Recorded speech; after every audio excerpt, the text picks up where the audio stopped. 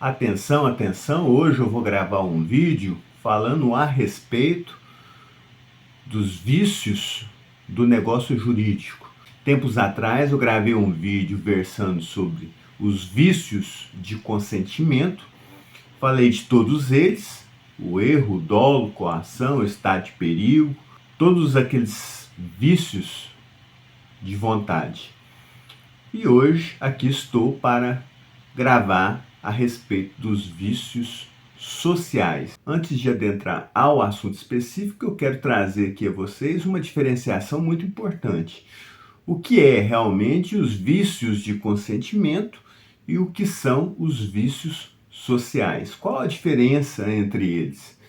Vejam só, os vícios de consentimento, eles incidem sobre a vontade daquela pessoa que está entabulando um negócio jurídico. Os vícios sociais já é diferente.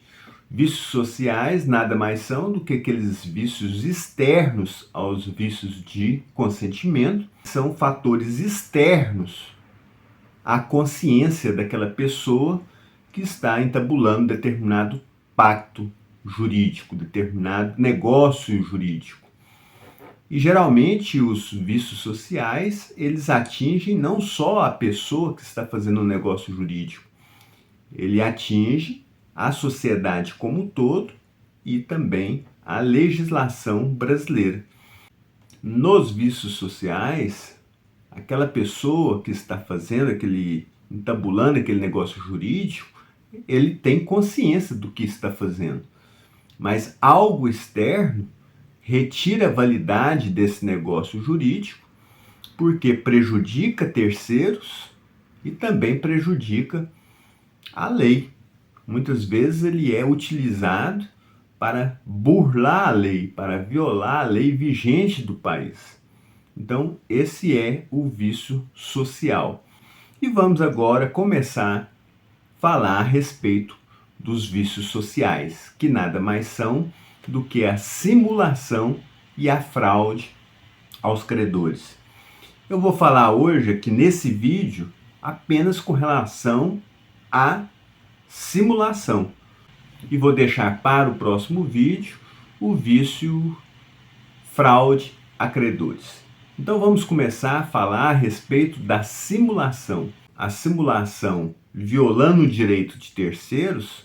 Nós podemos citar aqui à guisa de exemplos, alguns exemplos cotidianos que nós temos. Vejam só, um exemplo de simulação que viola o direito de terceiros. É aquela situação em que determinado cônjuge, ele doa determinado bem imóvel, de repente uma casa, para sua amante. E simula esse ato por meio de um contrato de compra e venda. Diz a esposa que vendeu o imóvel, sendo que na verdade ele doou esse imóvel, que é um outro instituto, um outro tipo de obrigação. Então ele simula, ele diz em casa que vendeu o imóvel para determinada pessoa, para determinada mulher, e essa mulher é sua amante. Na verdade, ele doou esse imóvel para essa pessoa, o que é vedado por lei. Então ele pratica esse ato. É um dos exemplos que nós temos com relação à simulação quando trata de ferimento de direito de terceiros. Outro exemplo que nós temos é aquela simulação feita entre pai e filho. De repente, um pai vende um bem para um filho, e sendo que, na verdade, ele doou esse bem para determinado filho em específico, enganando ali, ludibriando os demais filhos. Então, ele fala, vendi determinado imóvel para o filho X, vendi para ele e ele já me pagou. Isso é uma simulação, é um exemplo de simulação.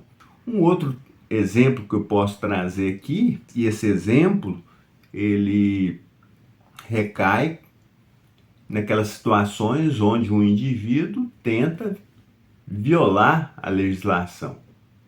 Vamos citar aqui como exemplo aquele avô que declara para a Receita Federal que determinado neto é dependente dele. Na verdade, esse neto ele não é dependente desse avô e o avô acabou simulando uma situação para que pareça que ele seja dependente dele para obter uma restituição do imposto de renda, por exemplo.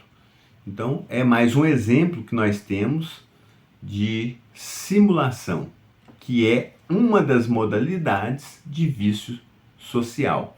Só lembrando aqui a vocês que esse tipo de simulação, quando envolve compra e venda de imóvel ou de imóvel, é um tipo de simulação que é fácil de ser comprovada em juízo. Basta que a parte prejudicada ela ajuize a ação pertinente e peça em juízo para que o magistrado determine que essa pessoa traga aos autos o comprovante de pagamento. Então, no exemplo que foi dado aqui do marido que doou o bem para a amante, basta que a esposa, a ex-esposa, comprove em juízo que não há prova de pagamento.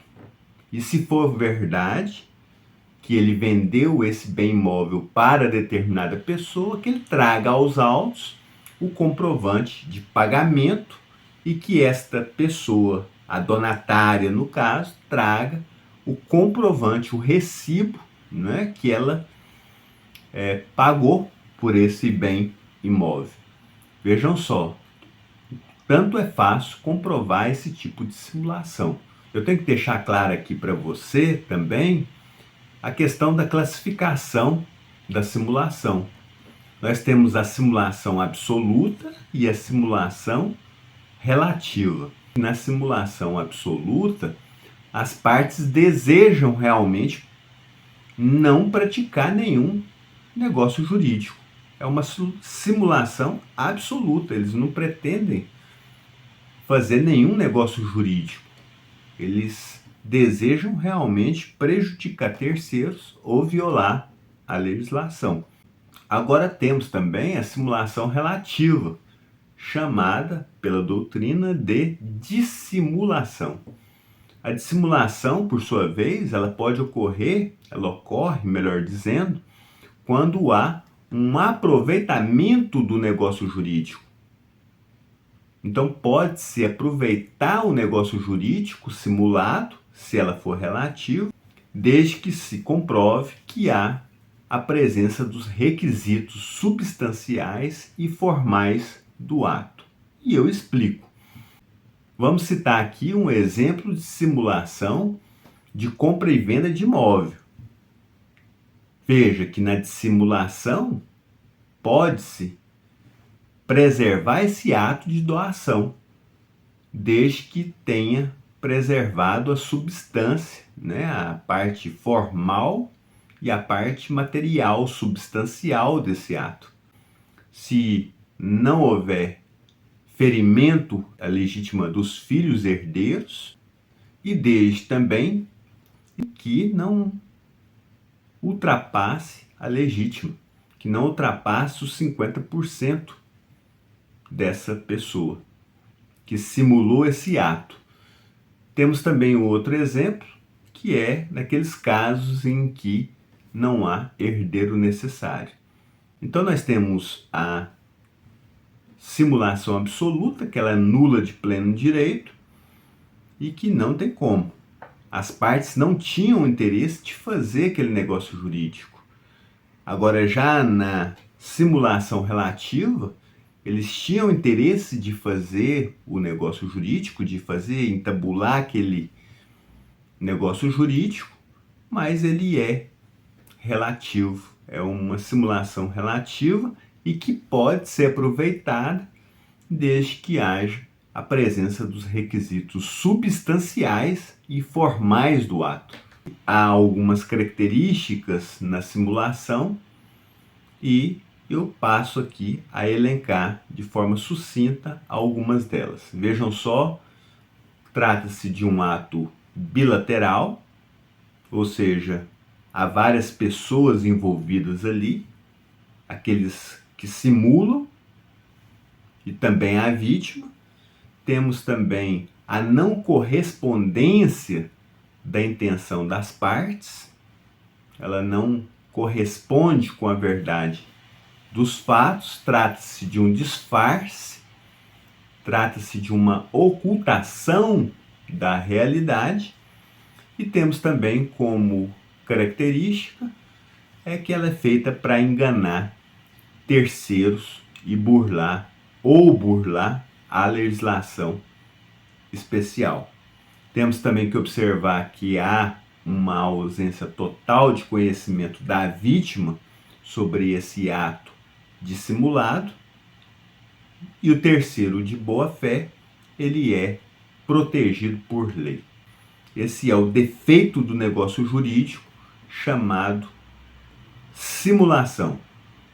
Simulação absoluta e simulação relativa. Simulação é ato jurídico, é negócio jurídico, melhor dizendo, nulo de pleno direito. E sendo ele nulo de pleno direito, não há prazo prescricional.